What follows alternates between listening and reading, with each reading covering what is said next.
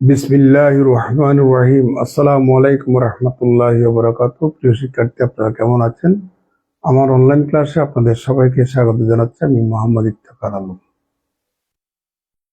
আমরা honours fourth ইয়ারের two dimensional মোশনের আর একটা থিওরাম নিয়ে হাজির হলাম। থিওরামটা এরকমই, অনেকবার পরীক্ষা আসছে অবশ্য। ডেসক্রাইব দ্য ইমেজ সিস্টেম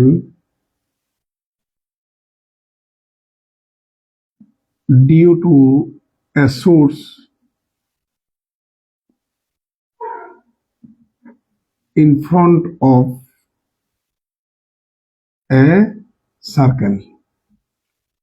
একটা বৃত্তের সামনে একটা সোর্স যদি অবস্থান করে, ওই সোর্সের জন্য প্রতিবিম্ব পদ্ধতি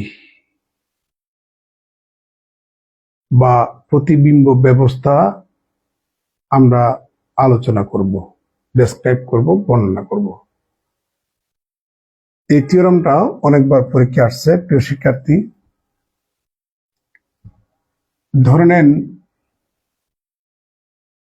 আচ্ছা চিত্রটা একটু পরে ড্র করব, আনসারটা দেখুন।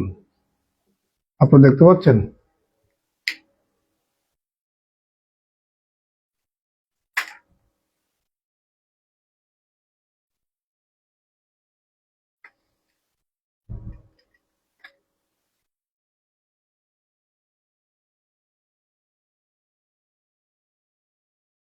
প্রিয় শিক্ষার্থী,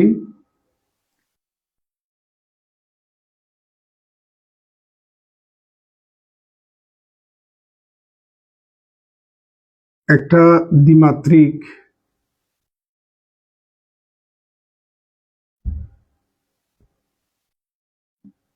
অসীম বিস্তৃত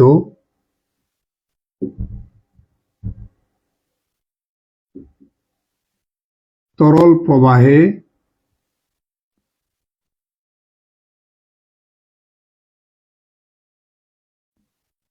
মূল বিন্দুতে z=0 বিন্দুতে কেন্দ্র এ ব্যাসার্ধ বিশিষ্ট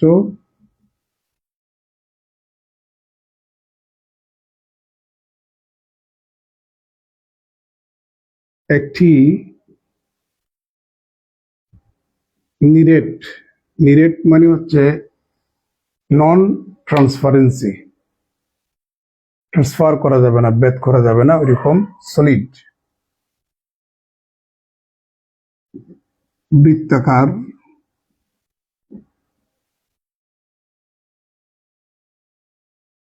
সিলিন্ডার, যেটাকে আমরা modulus of z equal to a এইভাবে করে কমপ্লেক্সের ফরম্যাটে ইকুয়েশনটা লিখি, স্থাপন করা হলো। ঠিক আছে?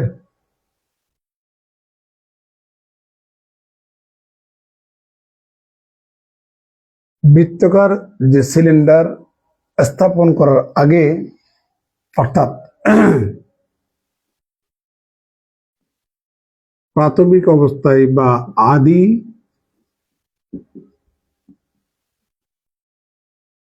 তরল প্রবাহে এর জন্য জটিল বিভব বা complex potential W=F of Z এবং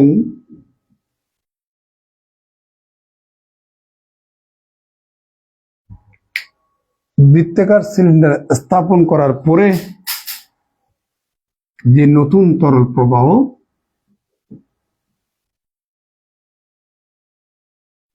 জটিল বিভব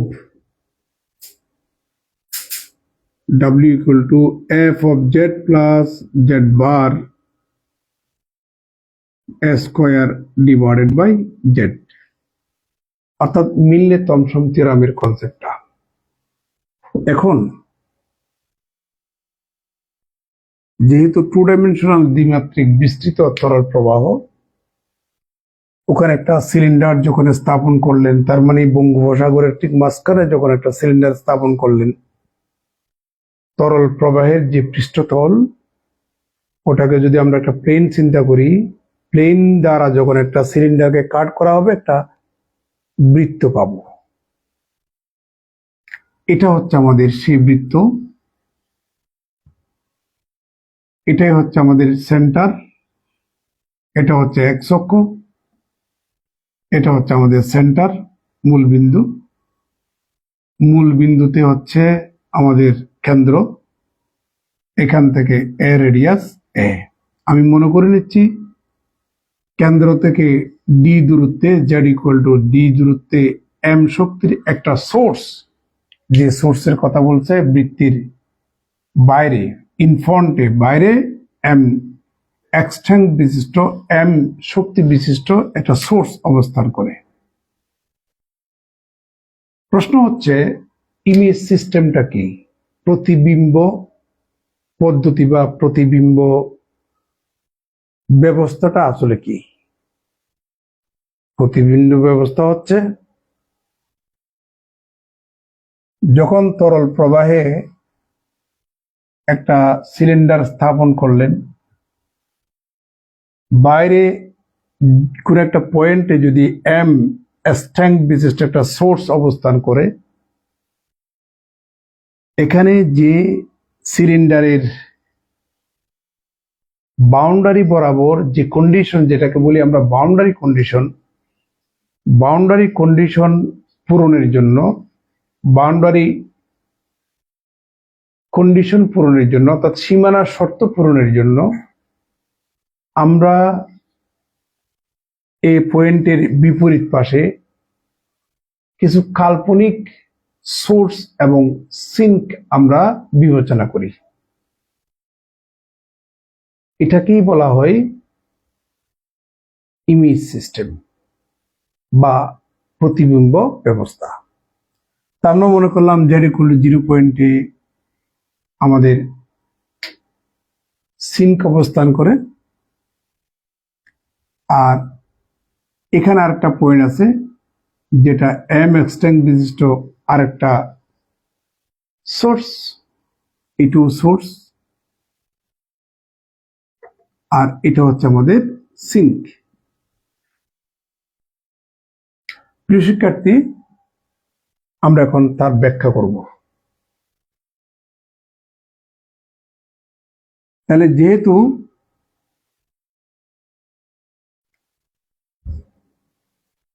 জেড ইকুয়াল টু ডি দূরত্বে, অর্থাৎ মূল বিন্দু থেকে ডি দূরত্বে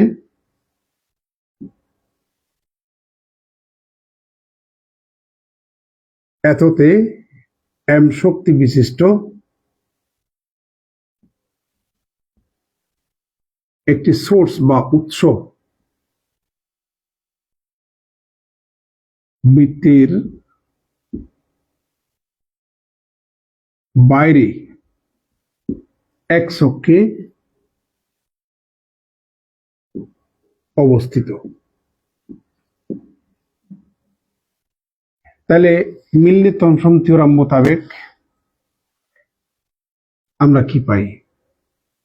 প্রিয় শিক্ষার্থী, জেড ইকুয়াল টু ডি পয়েন্টে এম শক্তি বিশিষ্ট যে উৎস, তার complex potential W equal to F of Z সমান হচ্ছে minus M log of Z minus D. আপনাদেরকে কিন্তু এই জিনিসগুলো প্রমাণ করে দিয়েছিলাম আগের ক্লাসে। তাহলে সুতরাং আমার ডাব্লিউ equal to F of z plus f bar a square divided by z equal to F of Z সমান হচ্ছে minus M log of Z minus D plus, এটার অর্থ কি? এটার অর্থ হবে minus M log of f of z হলে এখানে জেড মাইনাস ডি, আর f of a square divided by z হলে এখানে হবে a square divided by d a square divided by Z minus D. বিষয়টা এরকমই। আর উপরে আমাদের বার আছে, এই যে বার চিহ্ন, equal to minus M log of Z minus D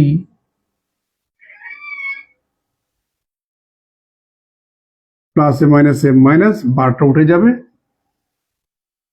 তাহলে এম ইন্টু লগ অফ, আমরা এখানে লসাগু নেব,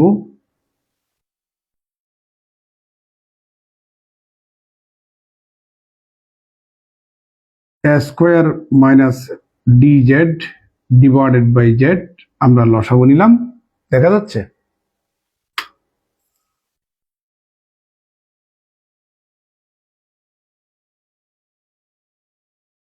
প্রিয় শিক্ষার্থী, minus M log of Z minus D minus M log of, এখানে ভিতরে একটু আমরা কাজ করব। আপনি যদি মাইনাস ডি কমন নেন তাহলে এখানে পাবেন Z minus A square divided by D divided by Z, এইভাবে আপনি পাবেন।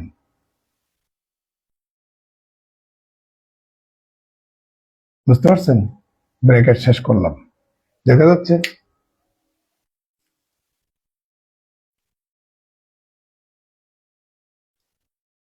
Equal to minus M log of Z minus D minus M log of A B সমান হচ্ছে log A plus log B. তার মানে আপনি এখানে পাচ্ছেন log of minus D plus log of Z minus A square divide by D divided by Z. নিচে লিখলে কি দেখা যাবে? আরেকটা লাইন দেখা যাবে,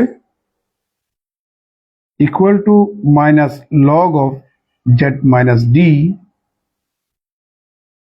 minus M log of minus D গুণ করুন minus M into log A by B সমান log A minus log B. তাহলে আপনি এখানে পাচ্ছেন log of Z minus A square divided by D minus, এখানকার একটা মাইনাস গুণ হলে প্লাস হবে, তাহলে এম ইন্টু লগ জেড। প্রিয় শিক্ষার্থী, দিস ইজ কনস্ট্যান্ট। তরল প্রবাহের বেগে কনস্ট্যান্টের কোনো প্রভাব পড়ে না। এজন্য এই কথাটা কিন্তু উল্লেখ করে দিতে হবে, লেখার সময় লিখতে হবে তরল প্রবাহের বেগে ধ্রুবকের, এটা কিন্তু একটা ধ্রুবক, এখানে কোনো ভেরিয়েবল নাই, জেড নাই, ধ্রুবক, ধ্রুবকের কোনো প্রভাব পড়ে না। এই জন্য এটা আমরা ইগনোর করলাম, বাতিল করলাম। তাহলে এখানে পাচ্ছি minus M log of Z minus D minus M log of Z minus A square divided by D plus M into log Z. দেখা যাচ্ছে? এবার নিচে লিখলে দেখা যাবে না, আমি একটু উপরে লিখব, আমি একটু উপরে লিখব।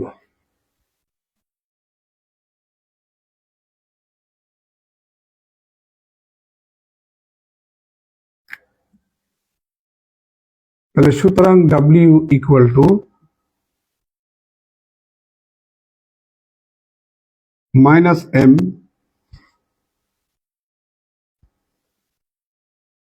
log of z minus d minus m into log of z minus a square divided by d plus m into log z কে আমরা z minus 0 লিখতে পারি। দেখা যাচ্ছে?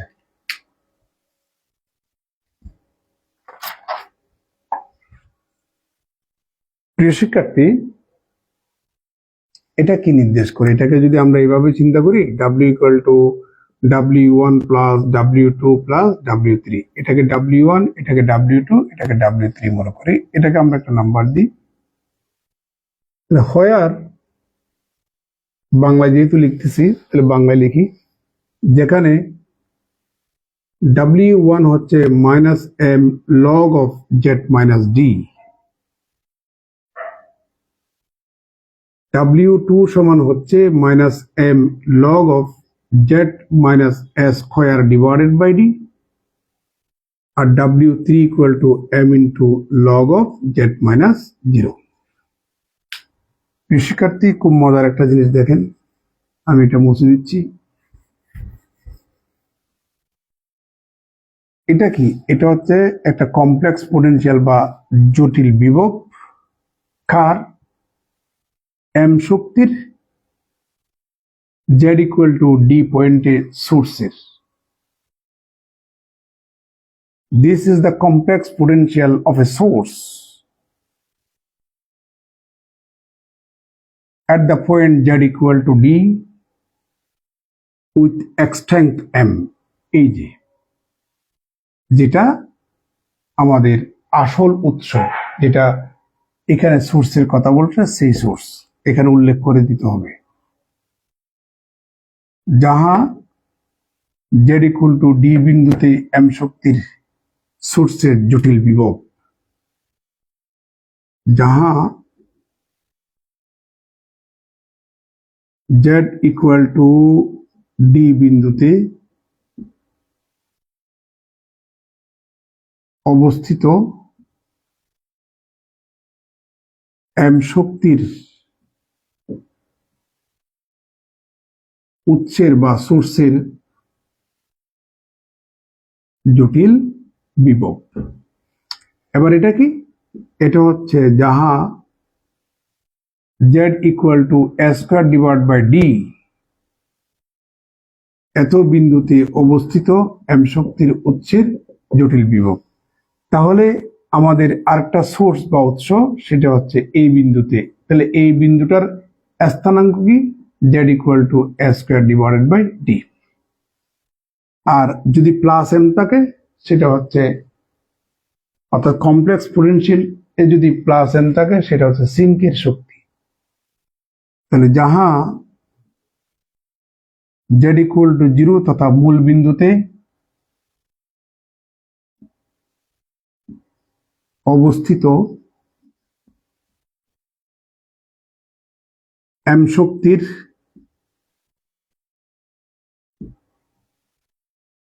সিঙ্কের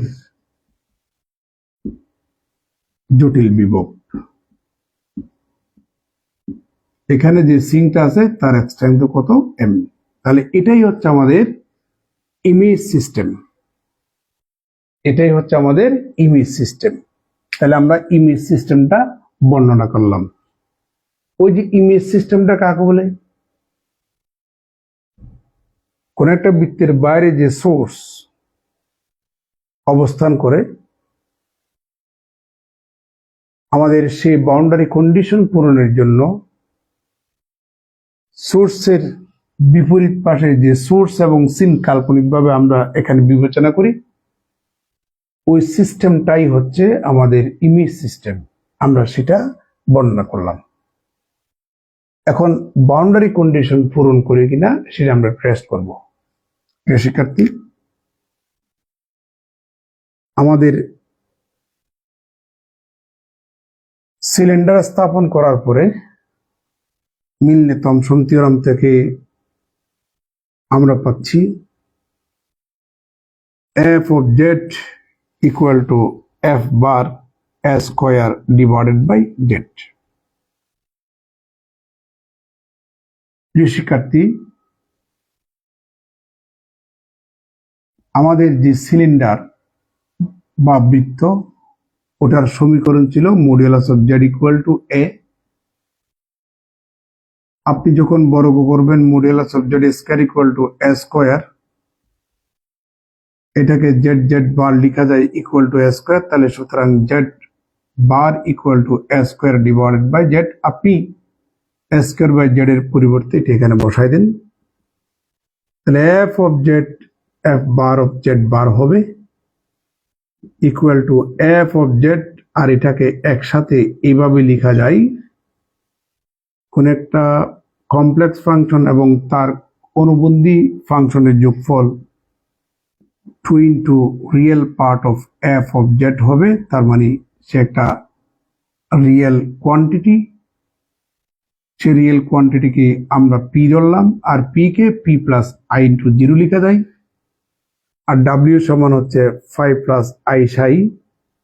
আমরা উভয় পক্ষ থেকে ইমাজিনারি পার্ট সেপারেট করব, তাহলে সাই ইকুয়াল টু জিরো, জিরোটা একটা কনস্ট্যান্ট যাহা একটি ধ্রুবক, তার মানে সাই ইকুয়াল টু কনস্ট্যান্ট। আপনারা সবাই জানেন একটা থিওরি, একটু আগেও আমরা আলোচনা করছিলাম, মিলনে-থরনফ্রম সার্কেল থিওরামে, along the stream line the stream function is constant. তাহলে যেহেতু স্ট্রিম ফাংশনটা কনস্ট্যান্ট, তাহলে আমাদের স্ট্রিম লাইন এক্সিস্ট। সেই স্ট্রিম লাইনটা কোত্থেকে? আমরা এই ইকুয়েশন থেকে পেলাম। এই ইকুয়েশনটা হচ্ছে সিলিন্ডারের থ্রি ডাইমেনশনাল জিওমেট্রিতে সিলিন্ডারের ইকুয়েশন। আর যেহেতু দ্বিমাত্রিক স্পেসের কথা বলেছি, দ্বিমাত্রিক প্রবাহের কথা বলেছি, তাহলে এটা একটা বৃত্ত। এই বৃত্তটা ইউজ করেই কিন্তু আমি সাই ইকুয়াল টু কনস্ট্যান্ট পেলাম। তাহলে এই বৃত্তটাই হচ্ছে আমাদের স্ট্রিম ফাংশন। তাহলে সুতরাং বৃত্তটা হচ্ছে স্ট্রিম লাইন। তাহলে সুতরাং modulus of z equal two হলো স্ট্রিম লাইন। দেখা যাচ্ছে? তার মানে আমাদের ফ্লুইডগুলা, এখানে যে সিলিন্ডারটা স্থাপন করা হলো, সিলিন্ডারের গা ঘেঁষে প্রবাহিত হবে, অর্থাৎ তরল। সুতরাং তরল সিলিন্ডারের গা ঘেঁষে